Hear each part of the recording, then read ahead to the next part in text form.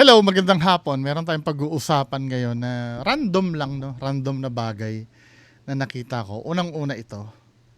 Natawa ako dito eh. Ito ay vlog, no?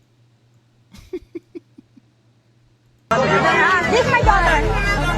Hello. My daughter. I marry your daughter. I marry you. Nakapakasal ka raw niya lang. I marry your daughter. Come here, daughter. I think she's a little too young.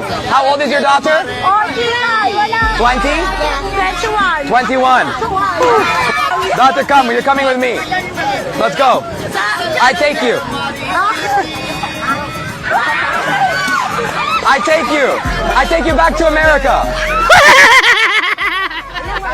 Hey, hey, hey. Oh, that's your son? You're not my wife. Ah,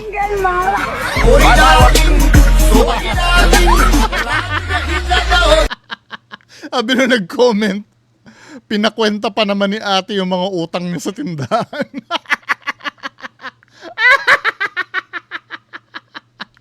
Nakakatawa, no? Pero nakakalungkot na para bang, para bang,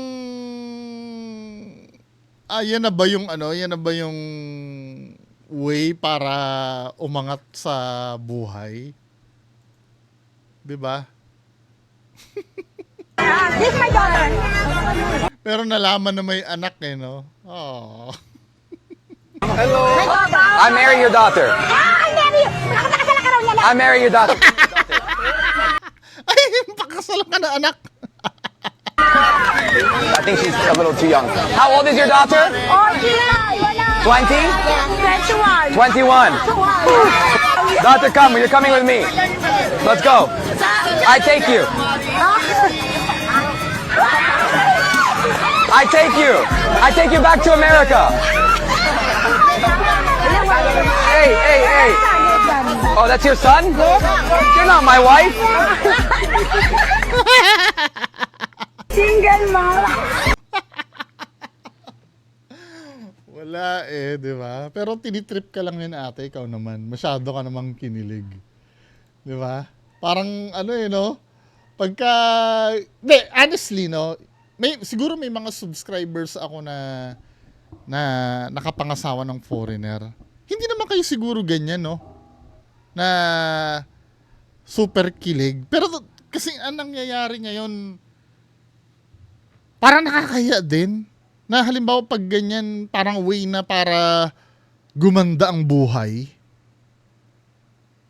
Para bang nagle-letter S na yung yung mata, dollar sign na. 'Di ba? Hopefully yung mga nanonood sa akin na nakapangasawa ng foreign, hindi kayo ganyan ha. Pinakasalan niyo yung naging asawa nyo kasi mahal nyo. Dapat yun ang kasi hindi kayo magiging maligaya niyan. Pagka ang motivation nyo lang umangat sa buhay. Marami kasing kababayan natin ng ganyan na nagiging masama ang kinalalabasan. Minsan napapatay pa, minsan 'di ba? Mag-iingat din kayo. Tsaka take time na kilalanin nyo. Yung hindi mo naman masasabi yung ititibok ng puso mo na yan eh. Kung local ba or foreigner. Ang importante diyan, makilala mo muna ng lubos-lubusan. Kasi tandaan mo, number 1, hindi natin culture ang culture nila. Kung ang motivation mo lang ay umangat sa kahirapan ang pamilya mo, wala yung love, hindi magiging maganda ang future mo. 'Di ba? Meron naman ganyan sa umpisa, pero natututunan mo na ring mahalin eh. 'Di ba? May mga ganong bagay.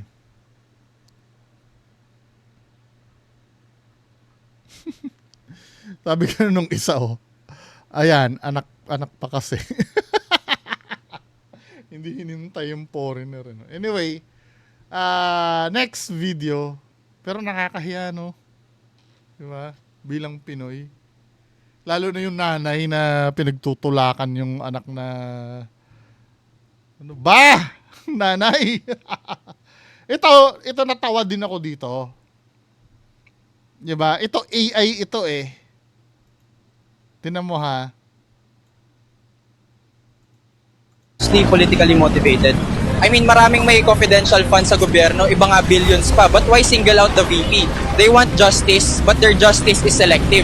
If these politicians are really serious in cleaning up the government, then investigate all at isama na nila mga sarili nila.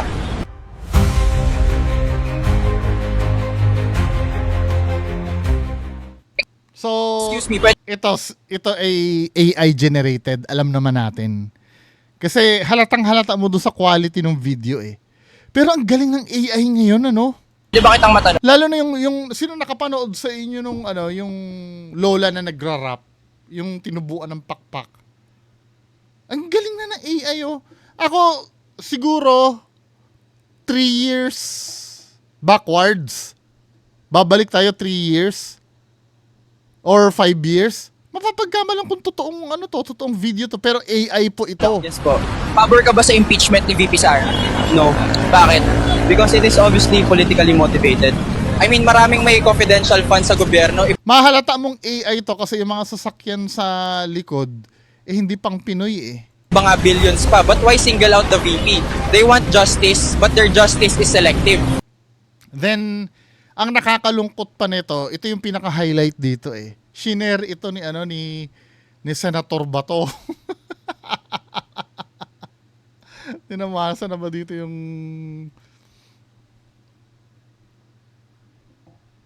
siya na ba dito yung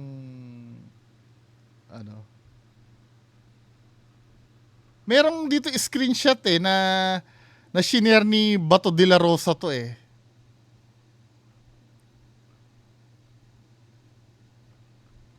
Wala, hindi ko na makita. Hindi ko na siya makita.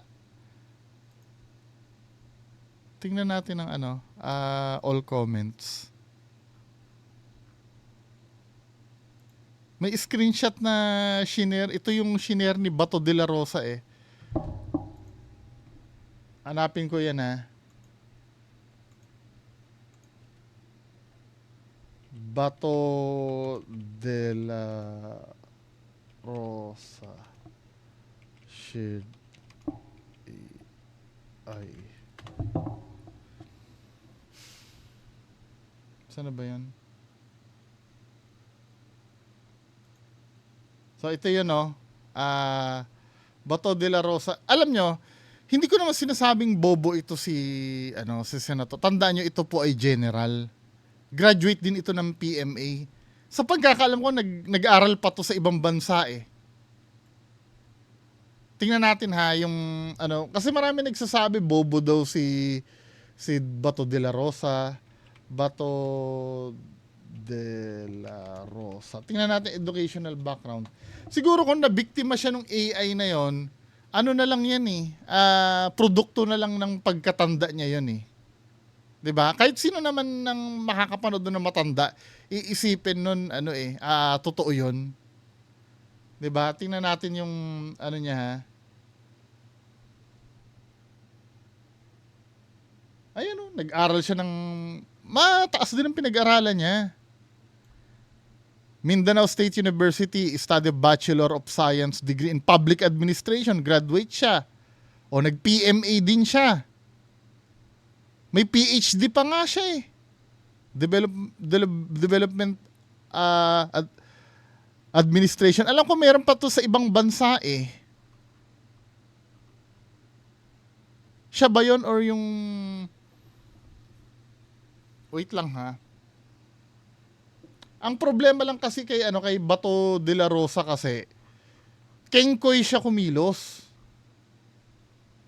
Ay hindi pala siya sa ibang bansa, sorry.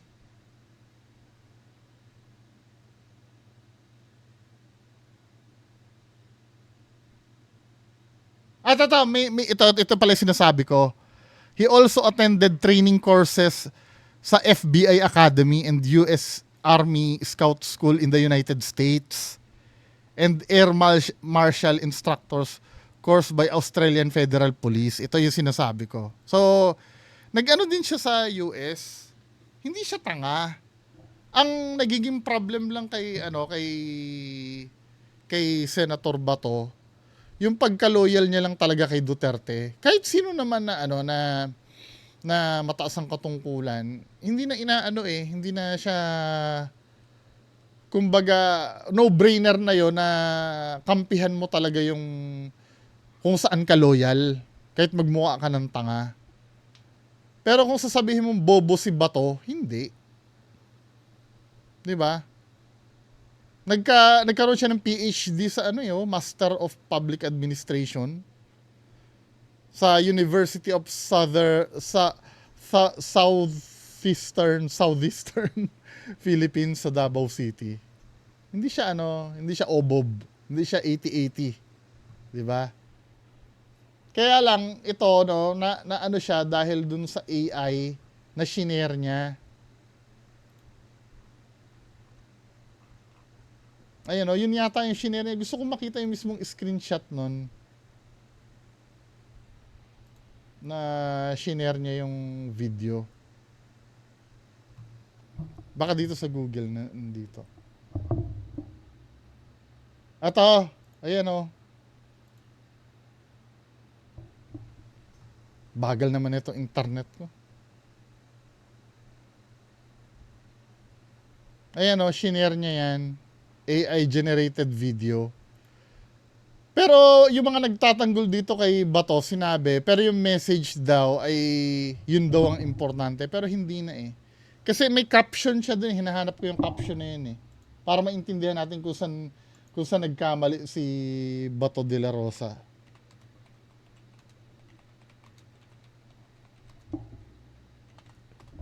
May sinabi siya dun na yung parang sinasabi na buti pa ang bata. Ito hindi ko alam kung sarcasm yun or ano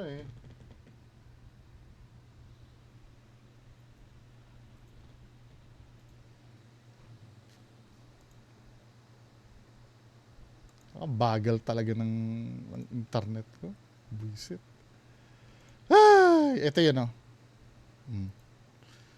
Bato din sabi niya dito kasi mabuti pa ang mga bata nakakaintindi sa mga pangyayari. Makinig kayo mga yellow at mga komunista. 'Di ba? AI generated video. Hindi naman porket senador, kahit siguro naman sa lolo nyo ipakita yan or sa tito nyo na medyo may edad na hindi naman techie, mauuto din ito 'Di ba? Hindi naman dahil tanga siguro. Talagang lang siya na ito yung palusot ni Bato. Kung AI generated ito, may punto ang gumawa. I don't care if this post is AI generated. I am not after the messenger. I am after the messenger. Pero I'm so sure medyo bata din yung gumawa ng AI na yon, 'di ba? Hindi naman siguro matanda yon. Yun na lang ang magiging palusot 'di ba? Pabor din naman kasi sa kanila yung message. Nakikita ko din naman na sasabihin niya ng isang pro Duterte. Yung AI generated na yan. Feeling ko walang bearing yung issue na yun. 'Di ba? Nagkataon lang AI na napagkamalan niyang totoo. Next. Ano ito? Sabi dito. Sa labas ito ng Krami. Anong ginagawa niya? Nagra-rugby. Oo nga sometimes minsan kahit malapit na sa pulis, parang wala silang pake. Hinihintay lang nila may magreklamo. Ironic 'Di ba? Last issue. 14 minutes lang tayo inabot. Last issue, ito si Tony Gonzaga tsaka yung asawa niya. Ito ay sa kasal yata ito ni Zainab Pinupuna ng mga netizen, paper plate daw. Ano naman ngayon kung paper plate ang gamit? Supposed to be big time. Dapat plato man lang. O, di ba pag may catering? Pero kung paper plate ang ginamit, eh kung convenience naman ang pinupunto nila, I think wala namang masama dyan. 'Di ba? Nakakain ka rin naman. Oo, hindi nga naman maganda katulad ng plato ang gagamitin, pero dahil paper plate, ang may karapatan lang magreklamo doon yung naka-experience ng inconvenience habang kumakain. Hindi yung mga nakikinood lang. Sa akin walang problema dyan. As long as nakakain naman sila na maayos at hindi naman okay lang yan. Di ba? Ang masama niya kung panis yung yung pinakain sa bisita, yon. Pero kung dahil paper plate, para naman tayo hindi mga Pinoy, di ba? Anyway, yan lang ang ating pag-uusapan. Magandang hapon sa inyong lahat. Bye-bye.